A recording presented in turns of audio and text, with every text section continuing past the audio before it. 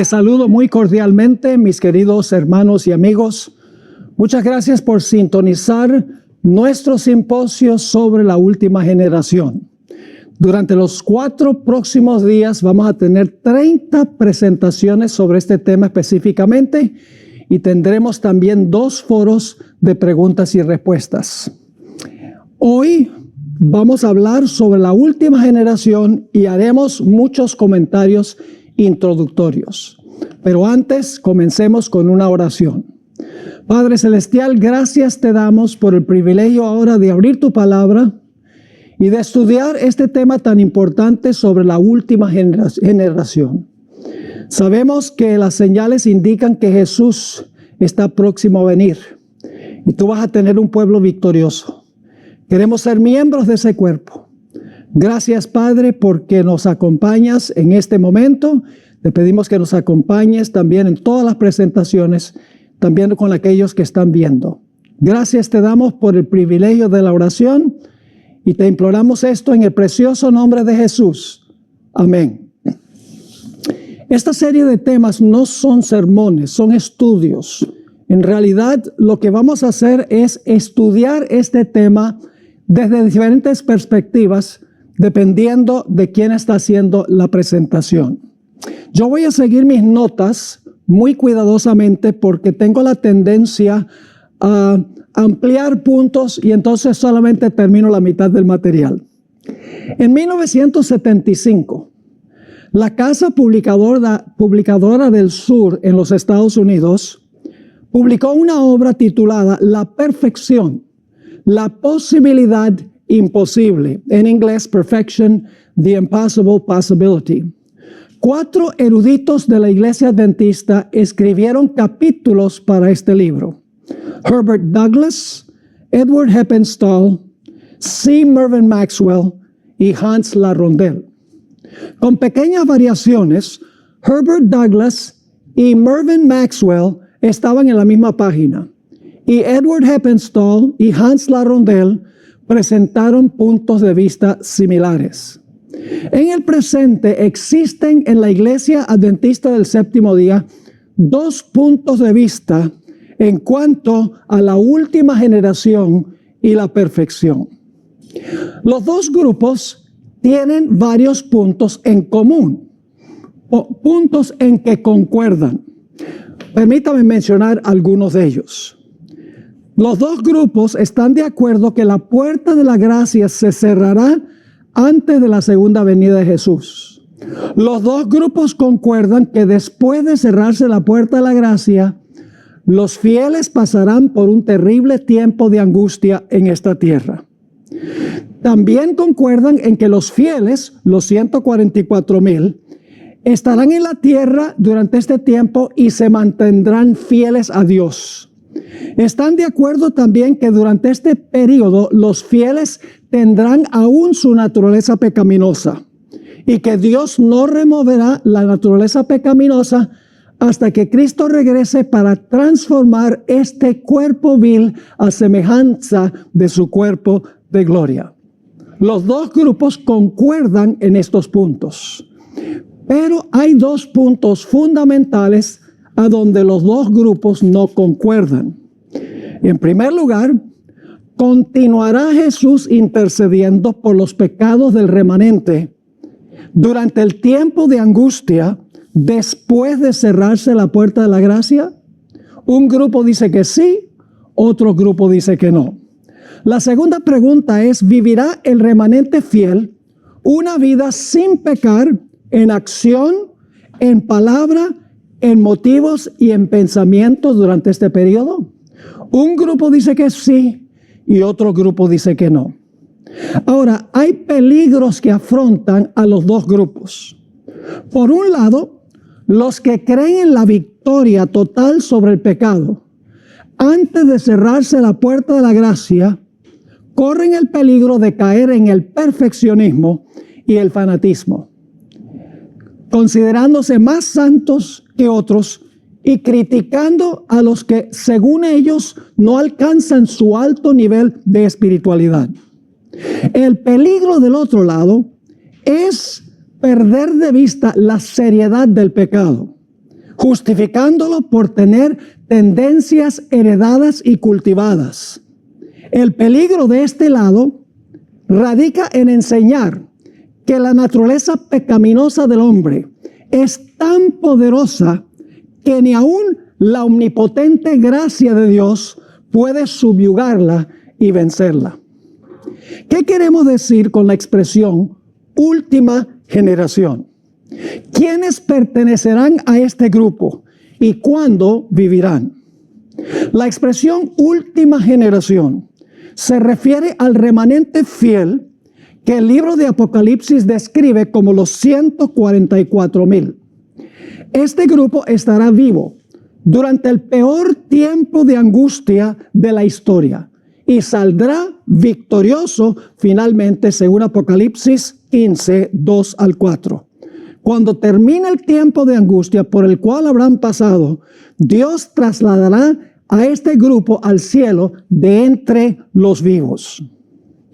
Ahora, Daniel 12:1 es el versículo clave que necesitamos estudiar para tener el marco histórico de cuándo vivirá esta generación y qué características tendrá.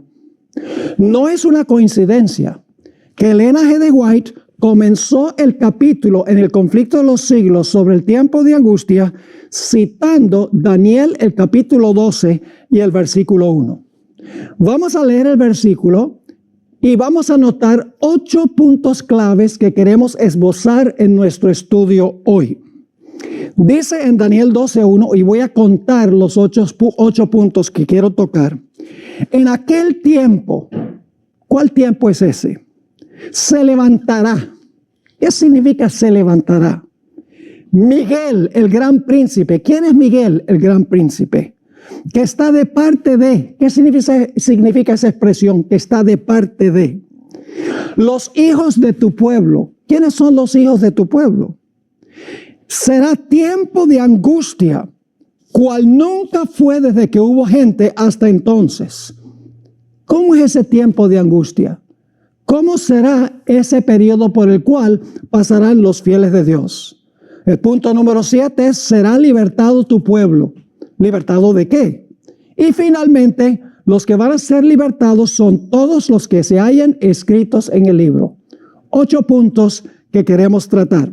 Aquel tiempo se levantará Miguel, está de parte de los hijos de tu pueblo, será tiempo de angustia, tu pueblo será libertado, todos los que se hayan escritos en el libro. Vamos a analizar entonces primero la expresión en aquel tiempo. ¿A qué se refiere aquel tiempo? La expresión temporal, aquel tiempo, de Daniel 12:1, nos devuelve al versículo 44 del capítulo anterior, donde nuevas del oriente y del norte, que es la lluvia tardía y el fuerte clamor, enojan al rey del norte, símbolo del papado, y hace que este rey del norte salga con ira para tratar de destruir a la generación final o a la última generación. Elena White explicó que si Satanás pudiera borrar de la existencia a esta última generación, el triunfo de Satanás sería completo. Siendo que la última generación estará en jaque, Miguel tendrá que levantarse para defenderlos.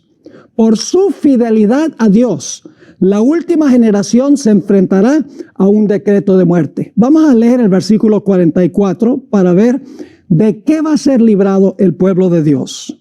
Dice, pero noticias del oriente. El ángel que trae el sello de Dios viene de donde se levanta el sol, del oriente. Y del norte, el norte es el cielo. El ángel que desciende en Apocalipsis 18:1 del cielo. Pero noticias del oriente y del norte lo atemorizarán al rey del norte. Una mejor traducción es lo alarmarán. Y por eso saldrá con gran ira para destruir y matar a muchos. Quiere matar a la última generación. Así que en aquel tiempo se refiere al momento cuando el rey del norte, símbolo del papado, va a procurar acabar con la última generación con los que pasan vivos durante el tiempo de angustia. Ahora hablemos un momento de Miguel. ¿Quién es Miguel? Bueno, en realidad el nombre Miguel es un nombre compuesto. Significa ¿quién es como Dios? Se usa 5 veces en la Biblia. En cada caso donde se usa la palabra Miguel o el nombre Miguel, el Señor Jesucristo o Miguel está en controversia o en batalla con Satanás y Miguel siempre gana en la batalla. El nombre es muy significativo porque durante el tiempo de angustia, el mundo rebelde estará exclamando esto en Apocalipsis 13:4. ¿Quién es como la bestia y quién puede lidiar con ella? En respuesta, Miguel responderá, ¿quién es como Dios y quién puede lidiar contra él? Tendremos más que decir en cuanto a esto un poco más adelante. Ahora notemos la expresión se levantará. Ya hemos visto que en aquel tiempo se refiere al momento cuando el pueblo de Dios, la última generación, los que pasan vivos por el tiempo de angustia, van a estar en jaque, en peligro de ser destruidos. Nos dimos cuenta que Miguel es una referencia a Cristo Jesús, quien es como Dios. Ahora vamos a ver qué significa la expresión se levantará Miguel. ¿Qué significa esta expresión? La respuesta es que cada vez que aparece esta expresión en el libro de Daniel, se refiere al momento en que un rey se sienta en el trono para comenzar a gobernar. Y tengo varias referencias en paréntesis. Ustedes van a poder conseguir estas presentaciones escritas para que puedan estudiarlas con calma. Pero en el libro de Daniel, cuando se usa la expresión se levantará, se refiere a un rey que se sienta en el trono y comienza a gobernar. Esto significa que Daniel 12:1 describe el momento en que Miguel, Cristo Jesús, se levanta para comenzar a reinar o gobernar sobre su reino escatológico. Y el reino se compone de sus súbditos. El reino es sus súbditos. No es un territorio geográfico, son los creyentes, los fieles de Jesús. Jesús no puede comenzar a gobernar sobre su reino hasta que el juicio investigador haya revelado quiénes son miembros de ese reino. Por un lado, esto es muy importante, por un lado, Daniel 7:13 y 14 y Daniel 8:14 describen el momento en que Jesús se movió del lugar santo al lugar santísimo el 22 de octubre de 1844 para comenzar el proceso por el cual determinaría quién individualmente es miembro de su reino. Por el otro lado, el momento en que Miguel se levanta describe la ocasión cuando el proceso de juzgar concluye. En ese momento el reino de Jesús está completo porque el juicio ha demostrado quién pertenece a ese reino. Mientras la puerta de la gracia está abierta, Jesús está ataviado con sus vestiduras sumos sacerdotales porque está sirviendo como sumo sacerdote.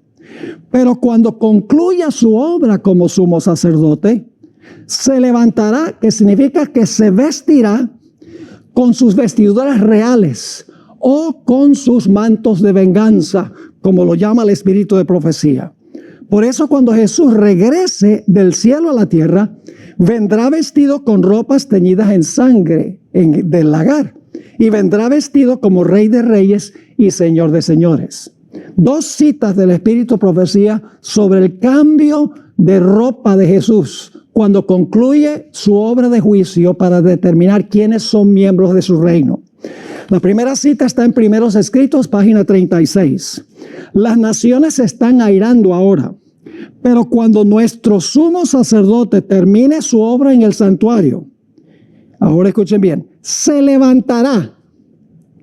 Cuando concluye su obra en el santuario, ya determinado por el juicio investigador quién es miembro de su reino, se levantará, se pondrá las vestiduras de venganza y entonces se derramarán las 7 postreras plagas. En otra cita que se encuentra en el mismo libro, Primeros Escritos, página 280, ella escribió, entonces vi que Jesús se despojaba de sus vestiduras sacerdotales y se revestía con sus más regios mantos reales.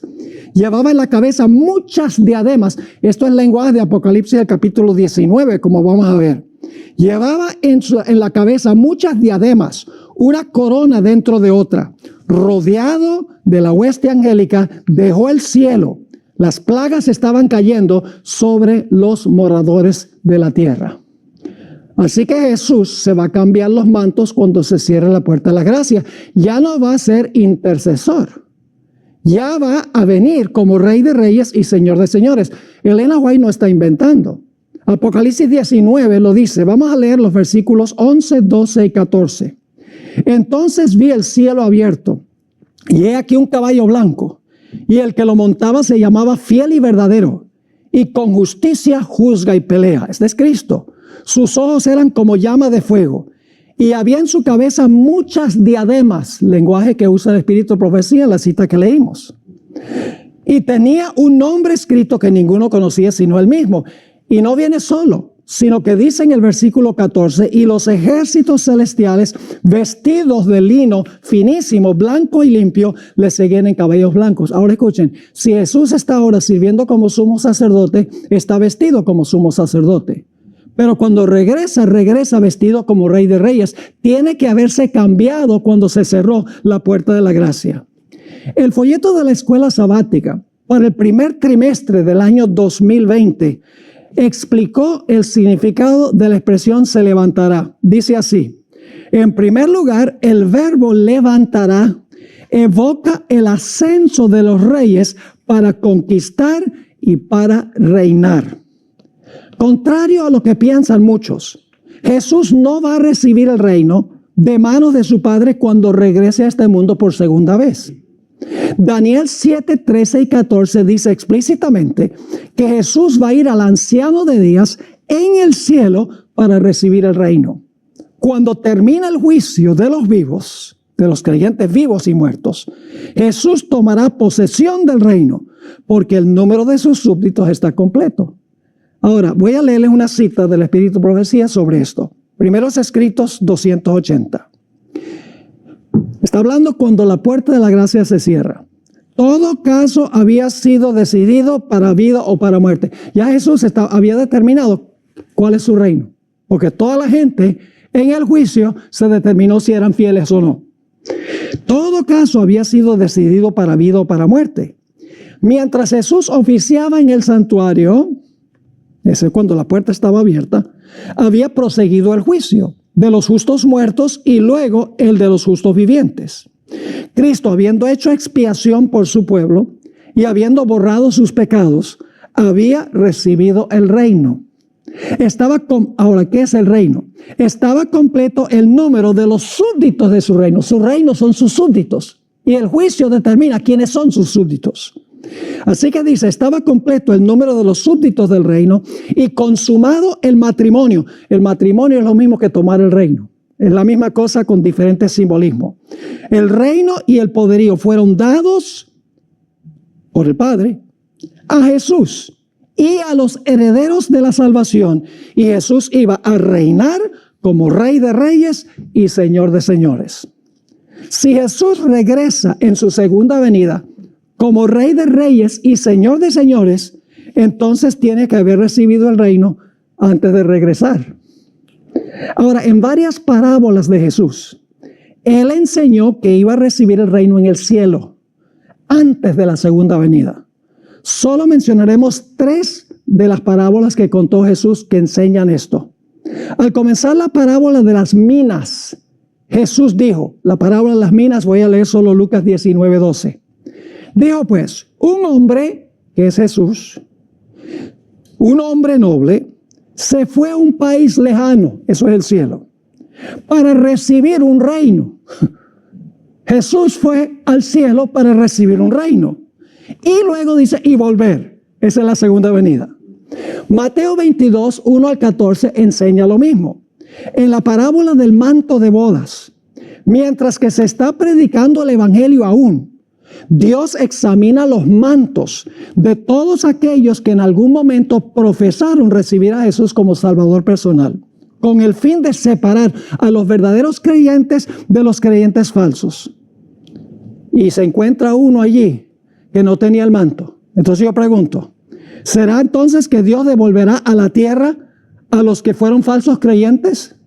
Esta parábola enseña la misma lección que la parábola del trigo y la cizaña y la parábola de la red. Es decir, el examen de los mantos no viene cuando todos los fieles están en el cielo. Entonces Jesús sale y dice, ¿y cómo entraste tú aquí sin tener el manto? No, eso no va a pasar en el cielo. Eso se decide examinando los registros antes que Jesús regrese. El tercer pasaje es Lucas 12, 35 al 37. Dice Jesús, estén ceñidos vuestros lomos y vuestras lámparas encendidas. Y vosotros sed semejantes, está hablando sus discípulos, sed semejantes a hombres que aguardan que su Señor regrese de las bodas. Los fieles deben esperar que su maestro regrese de las bodas. Entonces, ¿dónde es la boda? ¿Dónde toma el reino? Dos formas de decir lo mismo. En el cielo. Así que dice, y vosotros sed semejantes a hombres que aguardan a que su Señor regrese de las bodas, para que cuando venga y llame, le abran enseguida. Bienaventurados aquellos siervos a los cuales su Señor, cuando venga, haya velando. Y luego entonces viene la recepción. Eso sí va a ser en el cielo. De cierto os digo que se ceñirá y hará que se sienten a la mesa y vendrá a servirles. Ahora, esto es muy importante. Después de citar Daniel 12:1, en el primer párrafo del capítulo sobre el tiempo de angustia en el conflicto de los siglos, Elena White describió lo que va a transpirar inmediatamente después. Voy a leer Conflicto de los Siglos, página 600.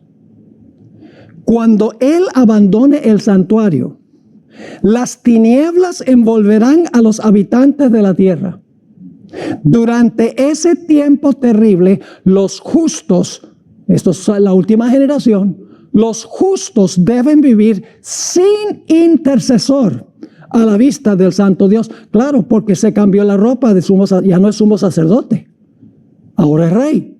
Se levantó para tomar la posición como rey de su reino. Sigue diciendo, nada refrena ya a los malos y Satanás controla por completo a los impenitentes empedernidos. La paciencia de Dios ha concluido. El mundo ha rechazado su misericordia, despreciado su amor y pisoteado su ley. Los impíos han dejado concluir su tiempo de gracia. El Espíritu de Dios al que se opusieron obstinadamente acabó por apartarse de ellos. Sigue diciendo, desamparados ya de la gracia divina, están a merced de Satanás, el cual sumirá entonces a los habitantes de la tierra en una gran tribulación final. Como los ángeles de Dios dejen ya de contener los vientos violentos de las pasiones humanas, todos los elementos de contención se desencadenarán. El mundo entero será envuelto en una ruina más espantosa que la que cayó antiguamente sobre Jerusalén. En otra cita, Conflicto de los Siglos 421, en la cita que acabé de leer, la hermana White dice que los justos deben vivir sin intercesor. Aquí ella va a usar otra palabra que es sinónima. Los que vivan en la tierra, cuando cese la intercesión de Cristo en el santuario, son los a la última generación, ¿verdad? Los 144,000. Los que vivan en la tierra, cuando cese la intercesión de Cristo en el santuario celestial, deberán estar en pie en la presencia del Dios Santo sin mediador. Así que en una cita sin intercesor, en otra cita sin mediador. Sus vestiduras deberán estar sin mácula. Sus caracteres purificados de todo pecado por la sangre de la aspersión. Por la gracia de Dios y sus propios y diligentes esfuerzos deberán ser vencedores en la batalla con el mal. Muy claro, ¿verdad que sí? El pueblo de Dios que pase por ese tiempo tiene que haber vencido el pecado. Ahora, hay otros dos pasajes que quiero tocar brevemente. Apocalipsis 22, 10 al 12. Aquí hay 3 puntos de tiempo. Me dijo, No selles las palabras de la profecía de este libro. Es decir, no selles Apocalipsis. Ahora, si Apocalipsis no está sellado, significa entonces que puede salir un mensaje. La gente puede leer el libro y puede asimilar el mensaje. Pero luego dice, el tiempo está cerca. Es decir, el tiempo cuando se va a cerrar la puerta y ya la gente no va a sacarle beneficio al libro de Apocalipsis, es el cierre de la gracia. Y sigue diciendo, el que es injusto sea injusto todavía, y el que es inmundo sea inmundo todavía. El que es justo practique la justicia todavía, y el que es santo santifíquese todavía. Es decir, no sellas el libro, la puerta de la gracia está abierta. Llega el momento en que se declara que el injusto sigue siendo injusto y el impío sigue siendo impío, y luego viene la tercera etapa. He aquí, yo vengo pronto, esta es la segunda venida, y mi galardón conmigo para recompensar a cada uno según sea su obra. El otro pasaje es Apocalipsis 15 y el versículo 5 al 8. Nosotros ahora podemos entrar al santuario por fe. No podemos entrar físicamente, pero podemos entrar allá por fe. Ahora, fíjense lo que dice Apocalipsis 15, 5 al 8. ¿Qué va a pasar cuando las plagas sean derramadas? Dice, después de estas cosas miré, y he aquí fue abierto en el cielo el templo del tabernáculo del testimonio. El tabernáculo del testimonio es todo el santuario. El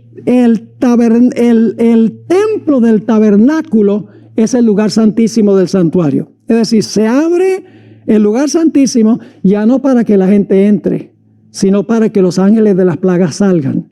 Sigue diciendo, y del templo salieron los 7 ángeles que tenían las 7 plagas, vestidos de lino limpio y resplandeciente, y ceñidos alrededor del pecho con cintos de oro.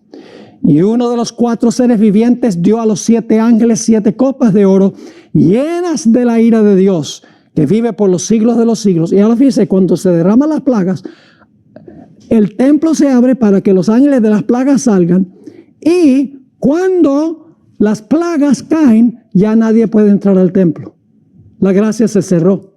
Ya no hay mediación. Dice el versículo 8, y el templo, el lugar santísimo, se llenó de humo por la gloria de Dios y por su poder, y nadie podía entrar en el templo hasta que se hubiesen cumplido las 7 plagas de los 7 ángeles. Ese es el tercer punto. Ahora vamos al cuarto punto. ¿Qué significa estar de parte de? Miguel se levanta, se cierra la puerta de la gracia, su reino está completo, pero ahora dice, está de parte de los hijos de tu pueblo. El sentido de esta frase es que Jesús se levanta con el fin de proteger a los miembros de su reino, de la ira del rey del norte y de los seguidores del rey del norte. Notablemente, la palabra levantará y la expresión de parte de en hebreo son la misma palabra. Pero la palabra que acompaña a esa palabra levantará determina el significado de la palabra. Lo que está diciendo el texto es que Jesús se levantará para comenzar a reinar y para estar de parte de los miembros de su reino, es decir, para proteger a la última generación. Durante el tiempo de angustia, el rey del norte procurará destruir a los súbditos del reino de Cristo Jesús, la última generación. Jesús estará de parte de ellos, es decir, los va a defender. Como un pastor defiende a sus ovejas, como un esposo protege a su esposa, como un rey vasallo depende del soberano que lo proteja. El Señor Jesucristo se va a levantar para proteger a su pueblo. Varias versiones de la Biblia traducen la expresión de parte de con la palabra proteger. Para este momento el mediador ya no intercederá por su pueblo, sino que los defenderá. El intercesor se ha convertido en defensor. Aun cuando el pueblo de Dios tendrá que subsistir delante de un Dios santo sin intercesor por el pecado, no carecerá de un defensor. El Salmo 91 deja esto bien en claro. Ahora vamos a ver qué significa la expresión por los hijos de tu pueblo. ¿Quiénes son los hijos del pueblo de Daniel? Sería lógico pensar que como Daniel era un judío literal, también sus hijos deben ser judíos literales. Pero no es así. Los hijos del pueblo de Daniel son el Israel espiritual de la última generación. Claro, la pregunta que surge es esta. ¿Cuál principio hermenéutico nos permite decir que tu pueblo, por ejemplo en Daniel 9:25, donde Dios dice que las 70 semanas son para su pueblo, que esto se refiere al pueblo literal de Daniel, mientras que tu pueblo en Daniel 12:1 se refiere no a los judíos literales, sino a judíos espirituales? ¿Qué principio hermenéutico determina eso? Aún más, ¿por qué el monte santo en la oración de Daniel, en Daniel 9:16, se refiere al monte Sión literal en el Medio Oriente, mientras que la misma expresión en Daniel 11:45 se refiere a un Sión simbólico que abarca todo el mundo, a donde están reunidos todos los fieles? Hebreos 8:8 nos ayuda a comprender este principio hermenéutico. El texto dice que Dios prometió hacer un nuevo pacto con la casa de Israel y la casa de Judá. Dice en Hebreos 8:8, ya esto es para cristianos. Si leemos el texto literalmente, tendríamos que concluir que el nuevo pacto se aplica tan solo literalmente a Judá e Israel. Sin embargo, ningún cristiano de hoy diría que el nuevo pacto se aplica solo a los judíos. Claramente las palabras Israel y Judá en Hebreos 8:8 se aplica a todos los cristianos que creen en Cristo Jesús como Salvador personal, y no solo a los judíos literales. Jesús se refirió a la sangre de su sacrificio como la sangre del nuevo pacto que fue derramada para todos. Significa que el nuevo pacto no es solo para los judíos literales, sino es para todos los que creen en Cristo Jesús. Debemos entender este asunto de la siguiente manera. La expresión tu pueblo cambia del Israel literal al Israel espiritual en Daniel 12:1. Y la expresión el monte santo en Daniel 9:16 cambia del Israel literal al Israel espiritual en Daniel 11 y el versículo 45. La última generación no se compondrá solo de judíos literales. En realidad se compone de un Israel espiritual, todos los que han recibido a Jesús como Salvador personal. Punto número 6. Un tiempo de angustia. El versículo clave para entender el tiempo de angustia en Daniel 12:1 es Génesis 32 y el versículo 7. En este capítulo Jacob se angustió cuando oyó que su hermano Esaú venía para matarlo a él junto con su familia. Sin embargo, el temor a su hermano no era lo que embargaba especialmente a Jacob. En su angustia se acordó del pecado que había cometido contra su padre y contra su hermano 20 años antes. Temía que su pecado fuera tan grande que no podía reclamar la protección de Dios. Toda la noche Jacob clamó a Dios para que lo perdonara y lo librara de la ira de su hermano. Pueden leer eso en Génesis 32:11. Toda la noche Jacob luchó con Miguel, el ángel del pacto, y rehusó soltarlo hasta que lo bendijera. Jacob prevaleció. El ángel luego lo bendijo y le dio un nuevo hombre que reflejaba su nuevo carácter. El contexto indica claramente que este ángel no era ni más ni menos que el mismo Miguel, Cristo Jesús. La misma persona que aparece en Daniel 12 y el versículo 1. Esto lo sabemos porque después de su experiencia, Jacob le puso un nombre al lugar a donde esto había ocurrido. Le puso el nombre Peniel, que significa rostro de Dios. Y Jacob explicó por qué lo llamó rostro de Dios. Porque él dice, he visto a Dios cara a cara y he sido librado. Pero Oseas dice que estaba luchando con el ángel. Pero en realidad el ángel era el arcángel Miguel que menciona la Sagrada Escritura. Esta ira de Esaú contra su hermano Jacob se cumplirá en una escala global en Daniel 11:44 hasta el capítulo 12 y el versículo 1. Allí un sistema global simbolizado por Esaú se levantará contra la última generación que se haya reunida en todo el mundo. Jeremías 34 al 10 describe este tiempo de angustia de Jacob. Dice así: estas pues son las palabras que habló Jehová acerca de Israel y de Judá. Porque así ha dicho Jehová: he oído voz de temblor, de espanto y no de paz. Inquirid ahora y mirad si el varón da a luz, porque he visto que todo hombre tenía las manos sobre sus lomos, como mujer que está de parto, y se han vuelto pálidos todos los rostros. Esto es una descripción de la experiencia de los fieles de Dios durante el tiempo de angustia de Jacob. Sigue diciendo en el versículo 7, cuán grande es aquel día, tanto que no hay otro semejante a él. Tiempo de angustia para Jacob, pero de ella será ¿qué? Librado. Una palabra clave ahí en Daniel 12:1.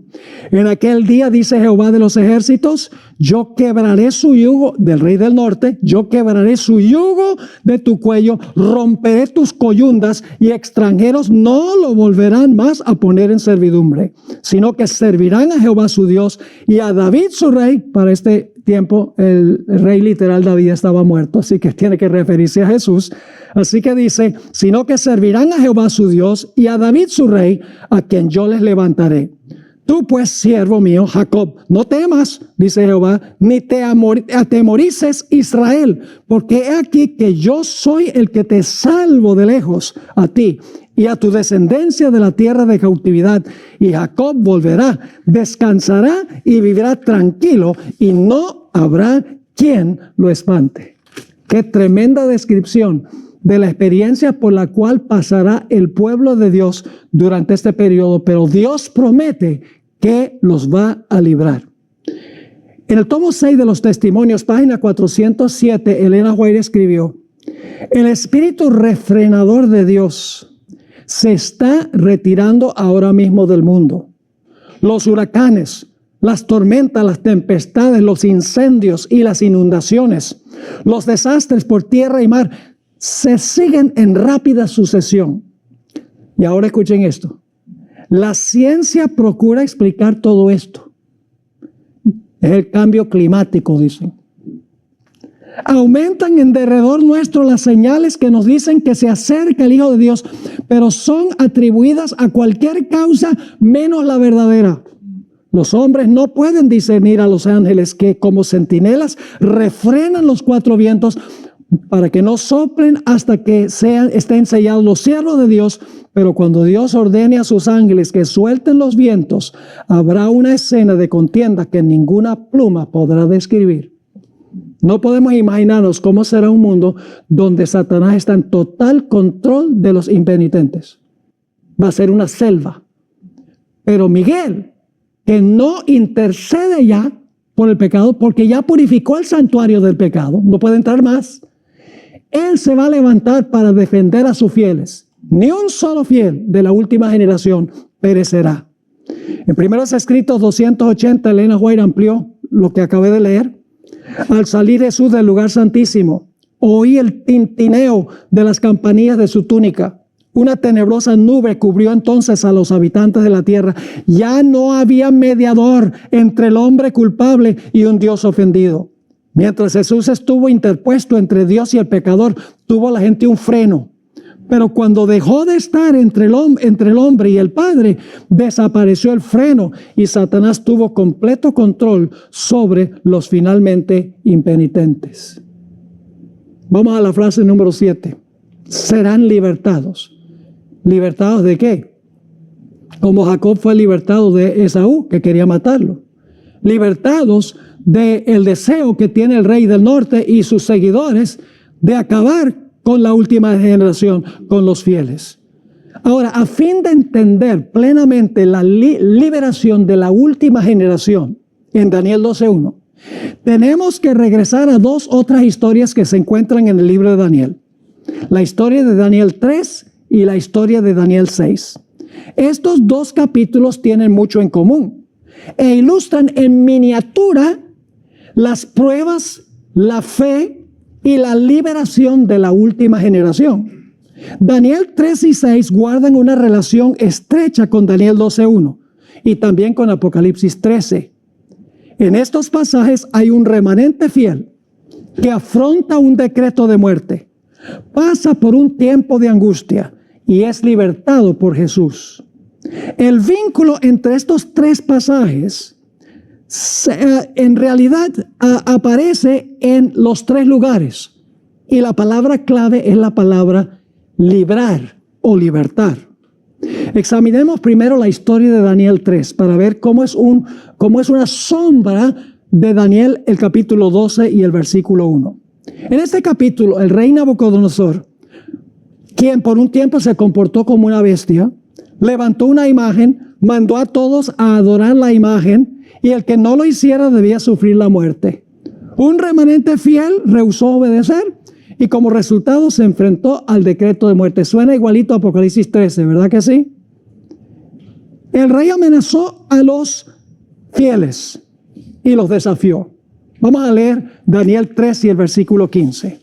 El rey le dice a ellos: ahora pues estáis dispuestos para que al oír el son de la bocina, de la flauta, del tamboril, del arpa, del salterio, de la zampoña y de todo instrumento de música, os postréis y adoréis la estatua que he hecho, porque si no la adorareis, en la misma hora seréis echados en medio de un horno de fuego ardiendo. Y ahora vamos a encontrar la palabra clave: librar, librar. Esa es una palabra clave en Daniel 12:1. Tu pueblo será libertado, todos los que están escritos en el libro. Dice el rey: ¿y qué Dios será aquel que os ¿qué? Libre de mis manos. Los jóvenes no titubearon en responder. Noten los versículos 16 al 18. Otra vez la palabra clave. Sadrac, Mesach y Abednego respondieron al rey Nabucodonosor, diciendo: no es necesario que te respondamos sobre este asunto. He aquí, nuestro Dios, a quien servimos, puede librarnos del horno de fuego ardiendo, y de tu mano, oh rey, nos librará. Y si no, sepas, oh rey, que no serviremos a tus dioses, ni tampoco adoraremos la estatua que has levantado. Amaban a Dios más que la vida. Así será la última generación. En el capítulo 3 y el versículo 19 dice: entonces Nabucodonosor se llenó de ira. Va a haber ira contra los fieles de Dios, la última generación. Ya. Van a pasar por un horno de fuego, simbólicamente hablando. Ya. Y dice: se demudó el aspecto de su rostro contra Sadrac, Mesach y Abednego, y ordenó que el horno se calentase 7 veces más de lo acostumbrado. Es interesante la expresión: se demudó el aspecto de su rostro. La hermana Guaya escribió en el comentario bíblico: atributos satánicos hicieron que su rostro se pareciera a la de un demonio. Y luego todos sabemos lo que pasó. Entró el Hijo de Dios al horno con ellos. Vamos a leer Daniel 3, 24 y 25. Entonces el rey Nabucodonosor se espantó y se levantó apresuradamente y dijo a los de su consejo: ¿no echaron a 3 varones atados dentro del fuego? Ellos respondieron al rey: ¿es verdad, oh rey? Y él dijo: he aquí, yo veo 4 varones sueltos que se pasean en medio del fuego sin sufrir ningún daño, y el aspecto del cuarto es semejante al Hijo de los dioses. Esta es la versión Reina Valera del 60. La mayoría de las versiones traducen el Hijo de los dioses, porque ellos no pueden concebir como un rey pagano, como Nabucodonosor, podía pensar que este era el Hijo de Dios, que nosotros conocemos. Pero Elena White explicó que Daniel y sus amigos le habían explicado al rey cómo era que se veía este ángel. Dice la sierva del Señor en la matutina, El Cristo Triunfante, página 180. Los cautivos hebreos le habían hablado a Nabucodonosor de Cristo, el Redentor que habría de venir, y a partir de la descripción recibida, el monarca reconoció la forma del cuarto en el horno ardiente como la del Hijo de Dios. Pero ahora hay un detalle muy interesante. Vamos al versículo 28 de Daniel capítulo 3. Claramente Nabucodonosor dijo: el cuarto es semejante al Hijo de Dios, pero ahora va a decir algo distinto. Daniel 3:28 dice que Daniel, el rey Nabucodonosor, dijo: bendito sea el Dios de Sadrac, Mesach y Abednego, quien envió su ¿qué? Su ángel. Bueno, ¿y no era el Hijo de Dios? Sí, pero el ángel, ¿cuál ángel? Miguel, el ángel Miguel, el libertador, porque el pueblo de Dios al final es librado por Miguel, que se le llama el arcángel. Envió sus ángeles, ¿para qué? para librar a sus siervos que confiaron en él. Y en Daniel 3:29 aparece otra vez la palabra librar, vez tras vez en este capítulo. Dice, por lo tanto, decreto, esto es Nabucodonosor, por lo tanto, decreto que todo pueblo, nación o lengua que dijere blasfemia contra el Dios de Sadrach, Mesach y Abednego sea descuartizado y su casa convertida en muladar, por cuanto no hay Dios que pueda librar como este. Ven cómo en figura, en miniatura, esta experiencia de los 3 hombres ilustra la experiencia global de la última generación. La otra historia en Daniel es la historia de cuando fue echado Daniel al foso de los leones. Vamos a leer Daniel 6 y el versículo 5. El conflicto es entre la ley de Dios y las leyes de los hombres. Entonces dijeron aquellos hombres, no hallaremos contra este Daniel ocasión alguna para acusarle, si no la hallamos contra él en relación con la ley de su Dios. Es decir, tenemos que poner una ley que contradiga la ley de Dios. Y por medio de artimañas, los sátrapas del rey lo convencieron que emitiera un decreto que prohibía el derecho que tenía Daniel de adorar a su Dios en oración. Vamos a leer Daniel 6 al 9. Entonces estos gobernadores y sátrapas se juntaron delante del rey y le dijeron así: Rey Darío, para siempre vive.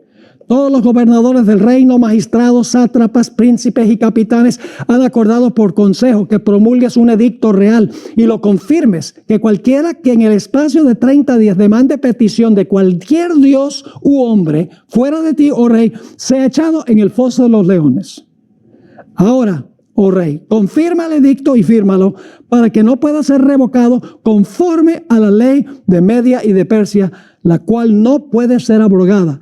Firmó pues el rey Darío el edicto y la prohibición. Parecía que Daniel iba a perecer. Pero Daniel no cambió sus hábitos de oración. Si hubiera escondido, si hubiera cerrado las ventanas, hubiera dado la impresión de que era un cobarde. Él tenía que demostrar que él era siervo de Dios. Y por lo tanto, en el versículo 10 dice, cuando Daniel supo que el edicto había sido firmado, entró en su casa, abiertas las ventanas de su cámara que daban hacia Jerusalén, se arrodillaba 3 veces al día y oraba y daba gracias delante de su Dios, como solía hacer antes. Y los sátrapas acusaron a Daniel al rey. Y el rey, tristemente, se dio cuenta que lo habían engañado y echó a Daniel al foso de los leones. Vamos a leer un pasaje largo porque tiene la palabra clave varias veces. Daniel 6, 14 al 22. Cuando el rey oyó el asunto, le pesó en gran manera y resolvió librar a Daniel. Y hasta la puesta del sol trabajó para librarle. Pero aquellos hombres rodearon al rey y le dijeron: sepas, oh rey, que es ley de Media y de Persia que ningún edicto u ordenanza que el rey confirme puede ser abrogado. Entonces el rey mandó y trajeron a Daniel y le echaron en el foso de los leones. Y el rey dijo a Daniel: el Dios tuyo, quien tú ocasionalmente sirves. No, eso no dice. A quien tú continuamente sirves, él te libre. Está diciendo: yo no puedo. 17. Y fue traída una piedra y puesta sobre la puerta del foso, la cual selló el rey con su anillo y con el anillo de sus príncipes, para que el acuerdo acerca de Daniel no se alterase. Luego el rey se fue a su palacio, se acostó ayuno, ni instrumentos de música fueron traídos delante de él, y se le fue el sueño. El rey pues se levantó muy de mañana y fue apresuradamente al foso de los leones. Y acercándose al foso, llamó a voces a Daniel con voz triste y le dijo: Daniel, siervo del Dios viviente, el Dios tuyo, a quien tú continuamente sirves, te ha podido, aquí está la palabra clave, librar de los leones. Entonces Daniel respondió al rey: oh rey, vive para siempre. Mi Dios envió su ángel. En un momento voy a demostrarles que es el mismo ángel que libró a los jóvenes del horno de fuego. Envió su ángel, el cual cerró la boca de los leones para que no me hiciesen daño, porque ante él fui hallado inocente, y aún delante de ti, oh rey, yo no he hecho nada malo. Entonces se alegró el rey en gran manera a causa de él, y mandó sacar a Daniel del foso, y fue Daniel sacado del foso, y ninguna lesión se halló en él, porque había confiado en su Dios. Esa es la clase de personas que van a ser la generación final. prefieren morir que pecar. Confían implícitamente a Dios. Ahora, ¿quién fue el ángel que libró a Daniel del foso? En el libro Ministerio y Curación, página 59, Elena White escribió: aquel quien dominó los leones en su foso y anduvo con sus fieles testigos entre las llamas, está igualmente dispuesto a obrar en nuestro favor para refrenar toda mala propensión de nuestra naturaleza. Wow. Y luego después el rey da un decreto, como hizo Nabucodonosor en Daniel 3. Noten Daniel 6, 25 al 27. Entonces el rey Darío escribió a todos los pueblos, naciones y lenguas que habitaban en toda la tierra: paz os sea multiplicada. De parte mía es puesta esta ordenanza, que en todo el dominio de mi reino todos teman y tiemblen ante la presencia del Dios de Daniel. Porque Él es el Dios viviente y permanece por todos los siglos, y su reino no será jamás destruido, y su dominio perdurará hasta el fin. Ahora escuchen la palabra clave 2 veces. Él salva y libra, y hace señales y maravillas en el cielo y en la tierra. Él ha librado a Daniel del poder de los leones. La palabra libertado en Daniel 12:1 describe la generación final, ilustrado por la historia de Daniel 3 y la historia de Daniel 6. Último punto. Tenemos solamente 3 minutos más. Estoy corriendo lo más rápido posible porque hay demasiado material en este tema introductorio para que tengan el contexto de todo lo que se va a hablar. La frase escritos en el libro. Esta frase comprueba que cuando se cierra la puerta de la gracia, los casos de los santos vivos han sido examinados y sus nombres han sido retenidos en el libro de la vida. Miguel solo librará de la muerte a aquellos cuyos nombres han sido retenidos en el libro de la vida durante el juicio de los vivos.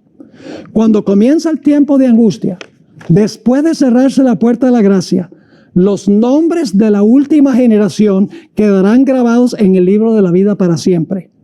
Apocalipsis 3:5 dice claramente que Dios puede borrar nombres que están en el libro de la vida.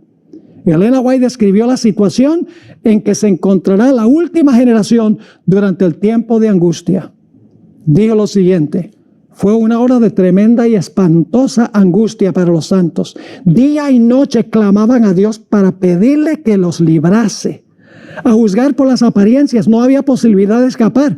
Los malvados, saboreando de antemano su triunfo, exclamaban: ¿por qué no os libra vuestro Dios de nuestras manos? ¿Por qué no os escapáis por los aires para salvar la vida?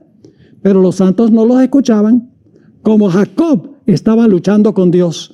Los ángeles deseaban libertarlos. Noten la palabra otra vez. Pero habían de esperar un poco más. El pueblo de Dios debía beber el cáliz y ser bautizado con el bautismo. Los ángeles, fieles a su misión, seguían velando. Dios no quería que los paganos insultasen su nombre. Se acercaba el tiempo en que iba a manifestar su formidable poder y libertar gloriosamente a sus santos. Por la gloria de su nombre iba a libertar. Noten la cantidad de veces que se usa la palabra libertar.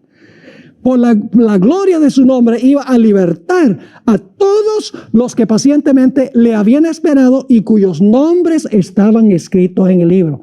Eso demuestra que la generación de vivientes pasaron por el juicio, sus nombres fueron retenidos en el libro de la vida, porque dice: son librados todos los que están escritos en el libro.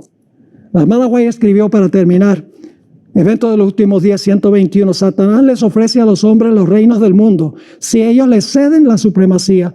Muchos hacen esto y sacrifican el cielo. Es mejor morir que pecar. Es mejor padecer necesidad que defraudar. Es mejor pasar hambre que mentir. Y en otra cita, Testimonios para la Iglesia, tomo 5, página 53. Los pesares del deber y los placeres del pecado son las cuerdas con las cuales Satanás ata a los hombres en sus trampas. Solo los que prefieren morir antes que llevar a cabo un acto malo serán hallados fieles. Así será la última generación.